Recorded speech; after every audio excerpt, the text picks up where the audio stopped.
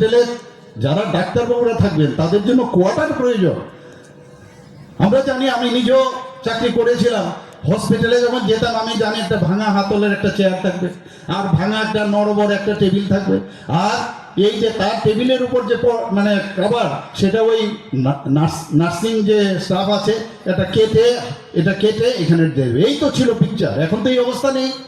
তো সেই জায়গায় আজকে আমরা কোন জায়গায় গেছি যে, এবং কোয়ার্টারের কথা আমি মানে নাই বললাম, কি দুর্দশা অবস্থা। এখন এই কোয়ার্টারের জন্য আমরা চিন্তা করছি, এখানে এডিএম এবং ডিসিএম এর অফিস কোয়ার্টার, তার জন্য তারা যাতে ভালোভাবে ভালোভাবে কাজ করতে পারবে, কারণ ভালোভাবে থাকতে পারলে। আদারওয়াইজ ওই আগরতলা থেকে আসবে, আগরতলার থেকে আবার যাবে আগরতলার দিকে, এতে করে মানুষের কাজের কিন্তু সমস্যা হয়। তো এইগুলো আমরা আগামী দিন নিশ্চয়ই করছি, আপনারা শুনে খুশি হবেন যে আমাদের এই যে ডোনার মিনিস্ট্রি থেকে আমাদের কি দিলেন, যে অ্যাবাউট আউট অফ 50 করোড়, ওনার 50 কোটি টাকার উপরে বেশি দেবেন না। আজকের এই যে এখানে ডেভেলপমেন্ট হলো, এখন পর্যন্ত 48 করোড় পেয়েছি। তাহলে এতগুলো টাকা কে দেবে? আমাদের বাজেট থেকে, আমরা বাজেট থেকে প্রায় 25 কোটি টাকার উপরে আমাদের বাজেট থেকে আমরা দিয়েছি, যাতে এই খোয়াইয়ের এই প্রকল্পগুলো প্রপারলি হয়। এবং এই যে ইকুইপমেন্ট,